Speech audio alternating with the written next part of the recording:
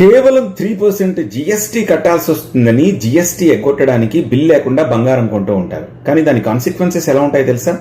Point number 1, మీరు bill లేకుండా కొంటారు.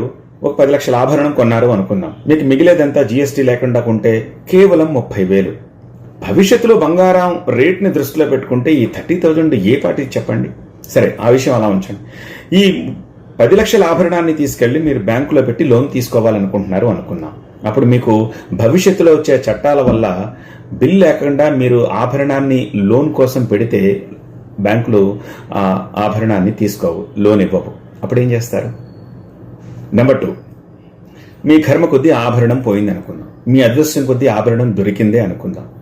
పోలీసులకి మీరు బిల్ చూపించకపోతే అది మీది అని ఎలా ప్రూవ్ చేసుకుంటారు? రికవరీ టైంలో కంపల్సరీ పోలీసులకి మీరు బిల్ చూపించి తీరాల్సిందే. ఒకవేళ ఆ బిల్ లేకపోతే అది మీది అని నిరూపించుకోవడానికి మీరు 1,00,000 పాటలు పడాల్సి వస్తుంది.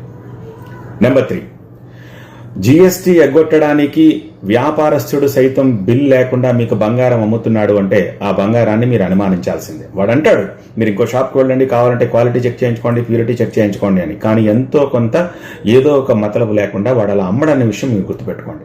పాయింట్ నెంబర్ 4, సరే కొద్ది సంవత్సరాలు గడిచింది, ఆభరణానికి ఏదైనా రిపేర్ వచ్చింది అనుకుందాం. మీరు వాడి దగ్గరికే వస్తారు, బిల్ చూపించరు, అది వాడి దగ్గరే కొన్నారని చెప్పి వాడే నమ్మడు. అప్పుడేం చేస్తారు?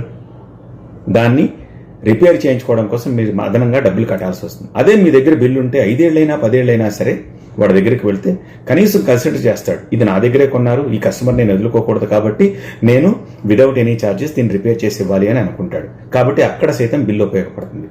పాయింట్ నెంబర్ 5, ఒక ఆభరణం కొన్నారు అనుకుందాం, అందులో రాళ్ళు ఎట్సెట్రా ఉన్నాయి. ఆ ఆభరణాన్ని తిరిగి మార్చాలి అనుకుంటున్నారు. రేపు వెళ్తారు, వెళ్ళిన తర్వాత అక్కడే మార్చుకోవాలని చూస్తారు, బిల్లు ఉండదు. అప్పుడు వాడు రాళ్లకి కొన్నప్పుడు వేసిన లెక్క, ఇప్పుడు మీరు అమ్ముతా అన్నప్పుడు వేసిన లెక్క వేరుగా చేసి చూపిస్తాడు. మీరు దాన్ని క్వశ్చన్ చేయలేరు, ఎందుకని మీ దగ్గర బిల్ లేదు కాబట్టి. మీరు క్వశ్చన్ చేయనప్పుడు మీరు లీగల్గా ఎలా ప్రొసీడ్ అవుతారు? కన్జ్యూమర్ కోర్టుకు వెళ్ళి వాడిని చొక్కా పట్టుకు లాగాలి అంటే మీ దగ్గర బిల్లు ఉంటేనే కదా పని చేయగలుగుతారు, లేకపోతే అసలు నా దగ్గరే కొనలేదు, ప్రూఫ్ ఏంటని అంటాడు. అప్పుడు ఏం చేస్తారు?